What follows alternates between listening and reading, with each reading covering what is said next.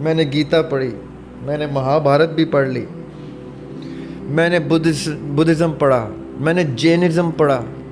میں نے کہا یار میں سب پڑھوں, جوڈزم تو ہمارے لیے واجب ہے پڑھنا, کرسچینٹی تو واجب ہے, میں وہ بھی پڑھوں جو منع ہے.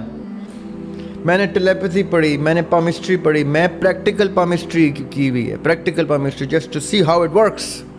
اینڈ وائی از اٹ حرام.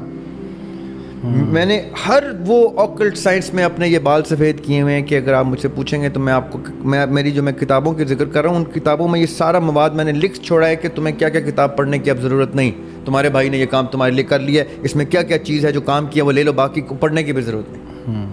یہ میرا فرض سمجھ کے میں نے کر دیا. اب میں آپ کو بتاتا ہوں یہ جتنی سائنٹیفک ڈس آرڈرز ہیں اس کا ایک علاج قرآن نے اتنا خوبصورت دیا ہوا, اور وہ آیت الکرسی. اچھا, سونے سے پہلے آپ آیت الکرسی پڑھتے ہیں تو اللہ تعالیٰ فرشتے تعینات کر دیتے ہیں آپ کی اس باڈی کی پروٹیکشن کے لیے جس میں روح کے جانے اور نفس کے قید ہونے کا پروسیس واجب ہو جاتا ہے فرشتوں کے لیے کہ اب ہم کھڑے ہیں دربان بن کے, اب کوئی شیطان اس جسم میں نہیں گھس سکتا, اب اس کی پروٹیکشن ہم پہ واجب ہو گئی. اب وہ چھوٹا ہے, بڑا ہے, سیاہ ہے, سفید ہے, ماں ہے, بیوی ہے, بچہ ہے, عورت ہے, جو ماؤں کو ریکویسٹ ہے اپنے بچوں کو آیت الکرسی سکھا دیں اور ان سے کہیں کہ چاہے تم دن میں سو یا رات میں سو, گھر میں سو یا ہاسٹل میں سو یا دوستوں کے گھر سلیپ اوور میں سو, ایک کام کر لو کہ تم نے آیت الکرسی پڑھ کے سونا ہے.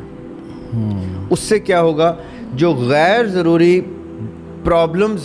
جن کو سپلٹ پرسنالٹی ڈس آرڈر تک کہتے ہیں, جن کو اسکیزوفرینیا تک کہا جاتا ہے, یہ اتنی بڑی سائنس ہے, یہ کبھی ہم پھر کسی اس کے اوپر بھی سیر اصل گفتگو کر لیں گے.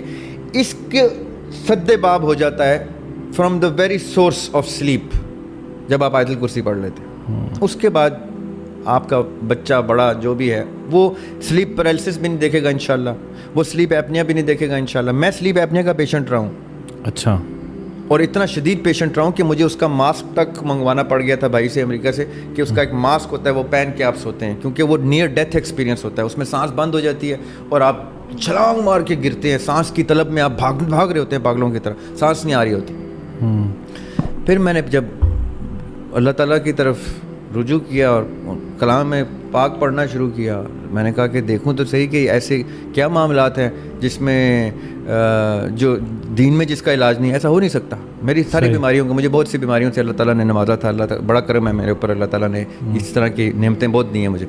تو مجھے ان سے ڈائریکشن ملی. تو میں نے آیت الکرسی سے اپنے سلیپ ایپنیا کا علاج نکالا. جب میں بھول جاتا ہوں آج بھی